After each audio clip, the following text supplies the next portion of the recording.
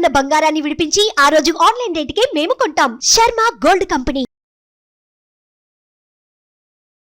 నమస్తే, మీరు చూస్తుంది సుమన్ టీవీ. నేను మీ కీర్తి. ఏప్రిల్ నెలలో ద్వాదశ రాశుల్లో భాగంగా 1 నుంచి 15వ తారీఖు వరకు వివిధ రాశుల వారికి ఎలా ఉంటుంది మనకు తెలియజేయడానికి మనతో పాటు ప్రముఖ ఆస్ట్రాలజర్ బ్రహ్మశ్రీ నందిబట్ల శ్రీహరి శర్మ గురువు గారు ఉన్నారు. నమస్తే గురుగారు. వాగర్థ వివ సంపృక్తౌ వాగర్థ ప్రతిపత్తయే జగతః పితరౌ వందే పార్వతీ పరమేశ్వరౌ ఆదిత్యాయ చ సోమాయ మంగళాయ బుధాయ చ గురుశుక్ర శనిభ్యశ్చ రాహవే కేతవే నమః. శృంగేరి జగద్గురు పీఠాధిపతులకి, కంచి పీఠాధిపతులకి నమస్కారములు తెలియజేసుకుంటూ కార్యక్రమాన్ని ప్రారంభిద్దాం. ద్వాదశ రాశులలో జన్మించినటువంటి వారికి ఏప్రిల్ మాసములో 1వ తారీఖు నుంచి 15వ తారీఖు వరకు ఏ విధంగా ఉండబోతుంది అనే విషయం తెలుసుకునే ముందు గ్రహస్థితి తెలుసుకుందాం. ఇక వృషభ రాశిలోనే గురు సంచారం చేస్తూ ఉండడం, అలాగే కుజుడు కర్కాటక రాశిలో సంచారం చేస్తూ ఉండడం, మరియు కేతువు కన్యా రాశిలో, అలాగే పంచగ్రహ కూటమి అనగా గమనించుకున్నట్లయితే ఉగాది నుంచి 30వ తారీఖు వరకు కూడా షష్టగ్రహ కూటమి అనేటువంటిది ఏర్పడడం జరిగింది. ఉగాది మరుసటి రోజు నుంచి ఈ పంచగ్రహ కూటమి అనేటువంటిది కంటిన్యూ అవుతుంది.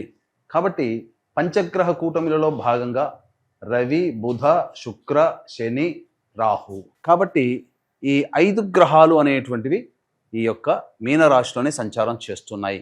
ఈ కారణం చేత 12 రాశులలో జన్మించినటువంటి వారికి గ్రహస్థితిగతులు ఈ ఏప్రిల్ 1వ తారీఖు నుంచి 15వ తారీఖు వరకు ఏ విధంగా ఉండబోతుందో తెలుసుకుందాం. ప్రత్యేకించి మహిళలకి కూడా ఏ విధంగా ఉండబోతుందో తెలుసుకుందాం. గురుగారు, మరి ఏప్రిల్ 1వ తారీఖు నుంచి 15వ తారీఖు వరకు సింహరాశి వారికి ఎలా ఉంటుందో? ద్వాదశ రాశులలో భాగంగా 5వదైనటువంటి సింహరాశిలో జన్మించినటువంటి వారికి ఏప్రిల్ 1వ తారీఖు నుంచి 15వ తారీఖు వరకు ఏ విధంగా ఉండబోతుందో తెలుసుకుందాం. ముందుగా గమనించుకున్నట్లయితే అష్టమ శని దోష ప్రభావము సింహరాశి వారికి ప్రారంభమైంది.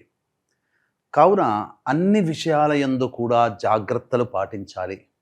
ముఖ్యంగా వ్యాపారం చేసుకునేటువంటి వాళ్ళు, అలాగే వృత్తి నడుపుకునేటువంటి వాళ్ళు, అలాగే ఉద్యోగంలో ఉన్నటువంటి వాళ్ళు అన్ని విషయాల పట్ల అప్రమత్తతతో ఉంటేనే ఈ సింహరాశిలో జన్మించినటువంటి వారికి యోగముగా మారబోతుంది.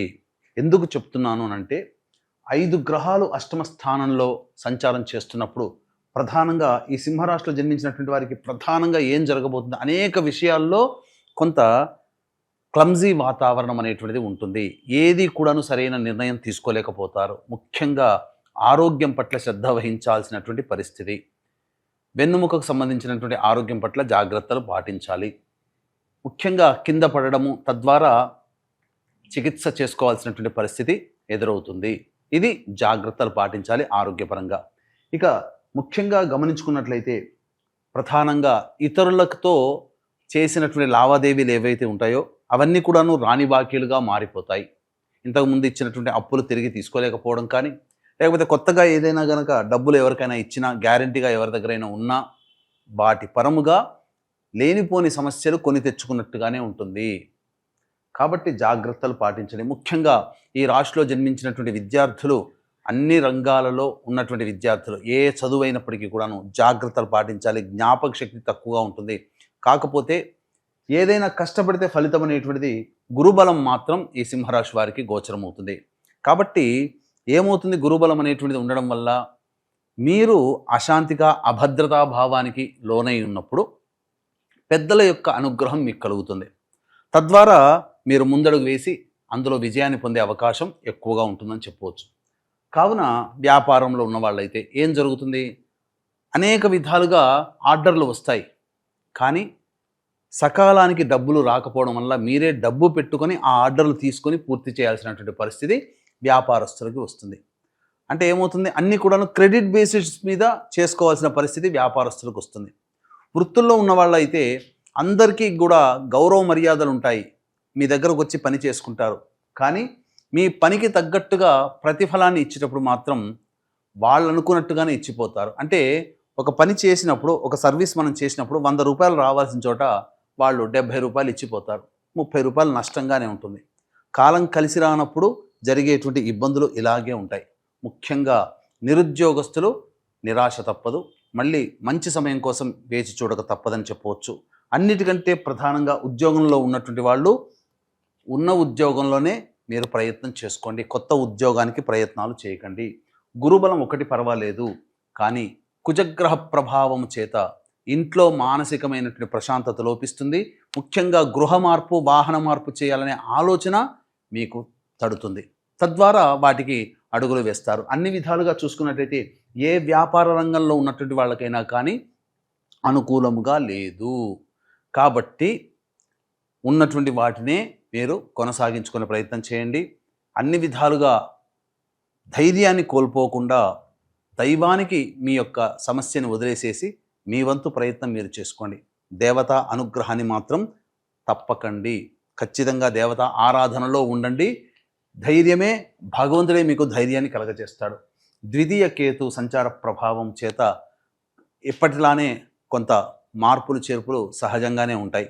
కుటుంబంలో పలు వివాదాలు అనేటువంటివి, సమస్యలు అనేటువంటివి వస్తూనే ఉంటాయి. ఇవన్నీ కూడా కామన్గా వచ్చేటువంటివి. కానీ ఇప్పుడు షష్టగ్రహ కూటమి కాస్త పంచగ్రహ కూటమి అనేటువంటిది అష్టమ స్థానంలో ఏర్పడబోతుంది. కాబట్టి అన్ని విధాలుగా పాపగ్రహాల యొక్క ప్రభావము ఈ సింహరాశి వారికి ఈ సంవత్సరం ఎక్కువగానే ఉంది. అందున అష్టమ శని కూడా ప్రారంభమైంది కాబట్టి జాగ్రత్తలు పాటించండి. ఇక సంబంధించినటువంటి వ్యవహారాల్లో కనుక చూసుకున్నట్లయితే ప్రధానంగా వివాహం కావాల్సినటువంటి అబ్బాయిలకి బాగా కష్టపడితే కానీ, అంటే ఏంటి, ప్రయత్నాలు ఎక్కువగా చేయాలి.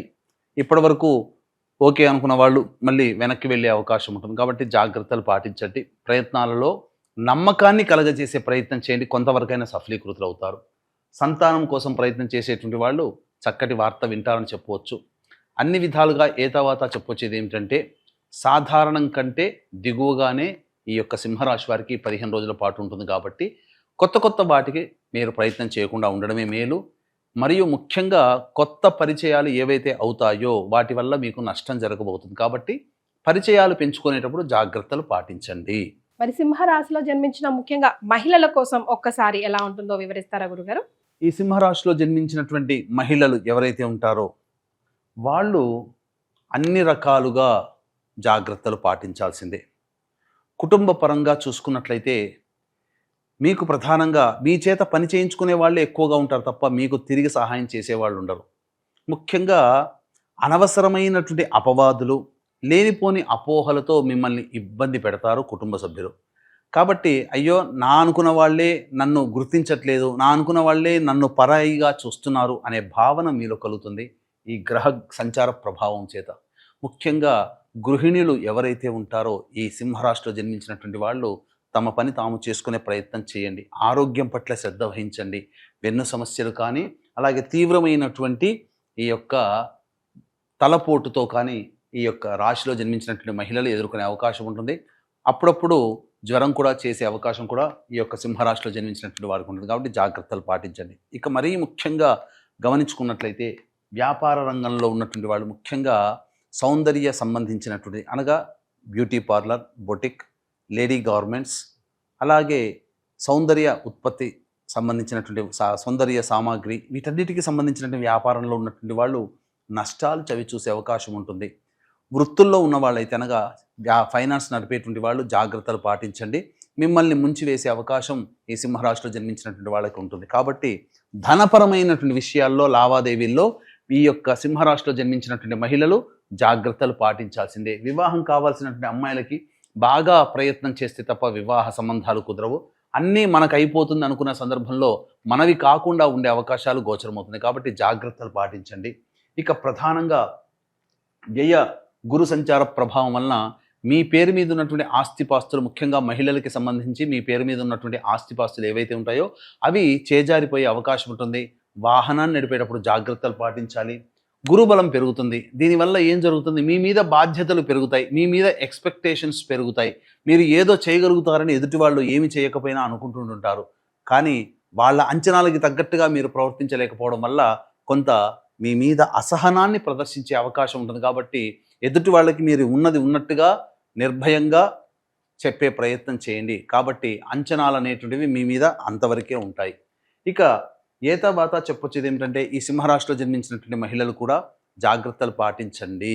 ఇక గమనించుకున్నట్లయితే ఈ 1వ తారీఖు నుంచి 15వ తారీఖు వరకు ఏ విధంగా ఉండబోతుంది, ప్రధానంగా చూసుకుంటే 1వ తారీఖు రోజున సంతానం మూలకంగా కష్టాలు, సంతానం మూలకంగా సమస్యలు అనేటువంటివి పెరుగుతాయి.